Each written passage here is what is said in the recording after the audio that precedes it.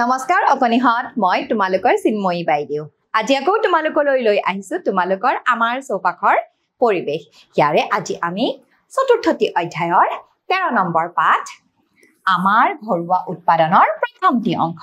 আলোচনা কৰিম এতিয়া আহাচোন চাও এই প্ৰথম অংশটি কিনো আছে এতিয়া চোৱাচোন মোৰ পিছফালে কিছুমান ছবি দেখা পাইছো চোৱাচোন বাৰু এই ছবিত থকা এই বস্তুবোৰ তোমালোকে চিনি পাইছানে বা তোমালোকৰ ঘৰত কেতিয়াবা দেখা পাইছানে বাৰু চোৱাচোন এতিয়া আহাচোন চাও এই বস্তুবোৰৰ বিষয়ে ইয়াত কিনো দিয়া আছে ইয়াত কৈছে যে আমাৰ দৈনন্দিন জীৱনত বহুতো বস্তুৰ প্ৰয়োজন হয় এনে কিছুমান বস্তু স্থানীয়ভাৱে পোৱা সামগ্ৰীৰে তৈয়াৰ কৰি লোৱা হয় এতিয়া চোৱাচোন এই সামগ্ৰীবোৰ যে আমি দেখা পাইছো এই সামগ্ৰীবোৰ স্থানীয়ভাৱে পোৱা বিভিন্ন ধৰণৰ সামগ্ৰীৰ পৰা তৈয়াৰ কৰি ওলোৱা হয় এতিয়া চাওঁচোন আহা এই বিষয়ে আৰু কিনো দিয়া আছে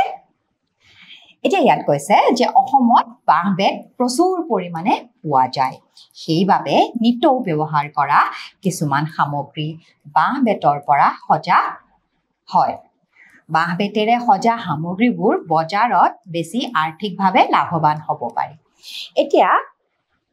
এই ছবিখনত চোৱাচোন বাঁহ বেতেৰে সজা সামগ্ৰীসমূহ আমি দেখা পাইছো দেখিছা নহয় এতিয়া আমাৰ অসমত প্ৰচুৰ পৰিমাণে বাঁহ বেত পোৱা যায় আৰু সেয়ে মানুহে নিজৰ ঘৰত ব্যৱহাৰ কৰিবলৈ সেই বাঁহ বেতেৰে বিভিন্ন ধৰণৰ সামগ্ৰী প্ৰস্তুত কৰি উলিয়ায় কাৰণ খৰচ কম হয় আৰু ইয়াৰ লগতে নিজৰ ঘৰত ব্যৱহাৰ কৰা সামগ্ৰী তৈয়াৰ কৰাৰ উপৰিও অলপ বেছিকৈ সামগ্ৰী তৈয়াৰ কৰি যদি বজাৰত বিক্ৰী কৰা হয় তেতিয়া আৰ্থিকভাৱেও লাভৱান হ'ব পাৰি এতিয়া ইয়াৰ পিছলৈ যাওঁচোন আহা আৰুনো কি কৈছে চাওঁ এতিয়া চোৱাচোন তোমালোকে বাঁহ গছজোপা তোমালোকে চিনি পোৱাই নহয়নে বাৰু কিন্তু এয়া হৈছে চোৱা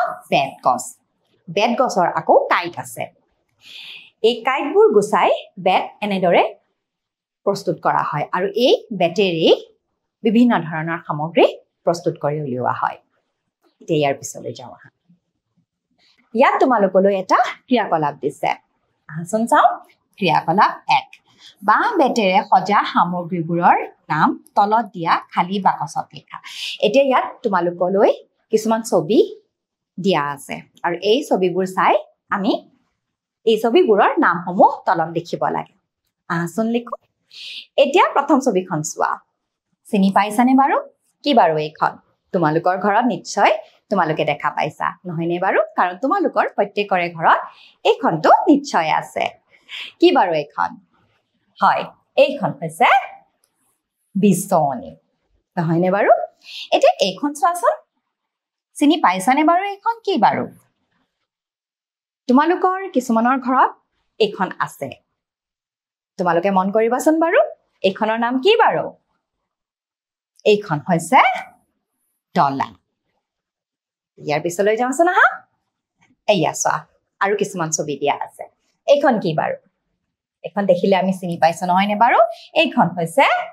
হয় চকী আৰু এয়া চোৱাচোন আছেনে বাৰু তোমালোকৰ ঘৰত নাথাকিলেও তোমালোকে দেখিছাই নিশ্চয় এইটো হৈছে খৰাহি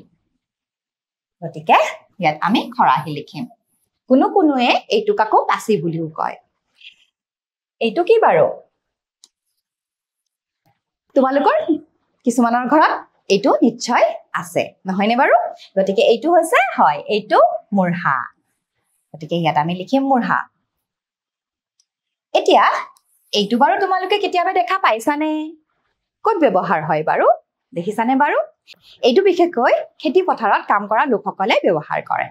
এইটো কি বুলি কয় বাৰু এইটো কয় হয় জাপি বুলি কয় গতিকে ইয়াত আমি লিখিম জাপি ইয়াৰ পিছলৈ যাওঁচোন আহা ইয়াত আকৌ তোমালোকলৈ প্ৰশ্ন দিছে যে বাঁহ বেতেৰে আৰু কি কি সাজিব পাৰি এই যে আমি সামগ্ৰীসমূহ দেখিলো ক্ৰিয়াকলাপত আমি নামসমূহ লিখিলো নহয়নে বাৰু এতিয়া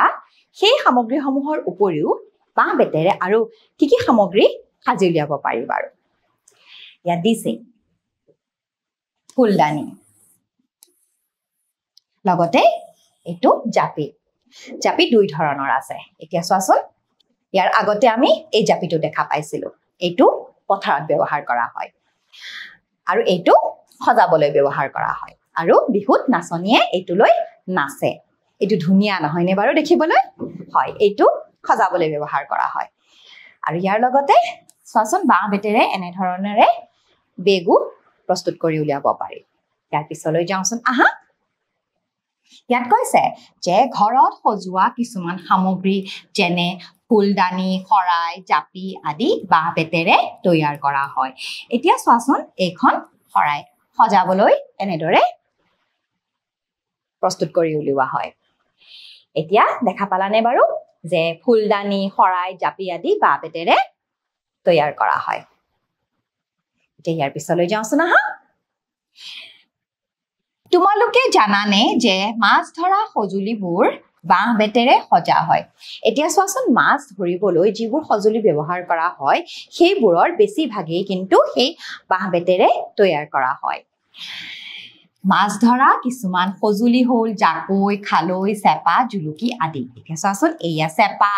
জুলুকি এইখন জাকৈ আৰু এয়া হৈছে খালৈ এই কামিবোৰেৰে এই সঁজুলিবোৰ সজা হয় আৰু লগতে সেই কামিবোৰ বান্ধিবলৈ কিন্তু সেই বেতৰ ব্যৱহাৰ কৰা হয় কিন্তু আজিকালি বেতৰ ঠাইত প্লাষ্টিকৰ ৰছী কিন্তু ব্যৱহাৰ কৰা হয় কিন্তু পুৰণা কালত সেই কামিবোৰ বান্ধিবলৈ বেত ব্যৱহাৰ কৰিছিল ইয়াৰ পিছলৈ যাওঁচোন আহা ইয়াত কৈছে যে বিহুত নাচনীয়ে গগনা বজোৱা দেখিছানে গগনা তোমালোকে চিনি পাইছানে বাৰু এইয়া চোৱা এই নাচনীজনীয়ে গগনা বজাই আছে এই গগনাটো বাঁহেৰে সজা হয় গগনা তিনি প্ৰকাৰৰ আছে এতিয়া চোৱাচোন এয়া আৰু এয়া বাঁহেৰে তৈয়াৰ কৰা হয় ইয়াৰ পিছলৈ যাওঁচোন আহা ইয়াত কৈছে যে গগনাৰ দৰে আন কিছুমান বাদ্যযন্ত্ৰ যেনে বাঁহী টকা ঢোলৰ মাৰি আদি বাঁহেৰে সজা হয় এতিয়া চোৱাচোন এইটো টকা বিহু আহিলে নাচনীবোৰে টকা লৈ এনেদৰে বজাই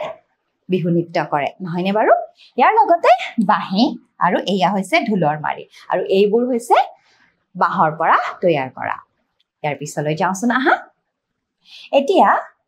চাওঁচোন আহা অসমৰ ক'ত ক'তনো বাৰু বাঁহ বেতৰ সামগ্ৰী উৎপাদন কৰা হয় আহাচোন চাওঁ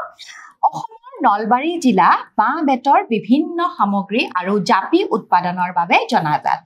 এতিয়া বাঁহ বেতৰ বিভিন্ন সামগ্ৰী আৰু লগতে জাপি ক'ত উৎপাদন কৰা হয় হয় এই নলবাৰী জিলা ইয়াৰ লগতে কাছাৰ জিলা পাটি আৰু বেতৰ সামগ্ৰী উৎপাদনৰ বাবে বিখ্যাত এই কাছাৰ জিলাত আকৌ পাটি আৰু বেতৰ সামগ্ৰী উৎপাদন কৰে এতিয়া ইয়াৰ পিছলৈ যাওঁচোন আহা কিছুমান প্ৰশ্নৰ উত্তৰ কৰো এতিয়া ইয়াত তোমালোকক সুধিছে যে মাছ ধৰা এবিধ সঁজুলি হ'ল কোনবিধ হ'ব বাৰু মাছ ধৰা সঁজুলি এই জুলুকি নে গগনা বাৰু হয় জুলুকি জুলুকি হৈছে মাছ ধৰা এবিধ সঁজুলি ইয়াৰ পিছলৈ যাওঁচোন আহা ইয়াত কৈছে যে তলত দিয়া সামগ্ৰীবোৰৰ ভিতৰত কোনবিধ সামগ্ৰী বাঁহ বেতেৰে তৈয়াৰী এইটো নে এইটো বাৰু হয় এই মূঢ়াটো বাঁহ বেতেৰে তৈয়াৰী গতিকে মৰমৰ অকণিহঁত আজি আমি বাঁহ বেতেৰে তৈয়াৰী বিভিন্ন ধৰণৰ সামগ্ৰীৰ লগত পৰিচিত হলো আজিৰ এই অংশটি মই ইমানতে অন্ত পেলাইছো পৰৱৰ্তী অংশলৈ পুনৰবাৰ তোমালোকৰ লগত উপস্থিত হ'ম আজিৰ কাৰণে আহিছো নমস্কাৰ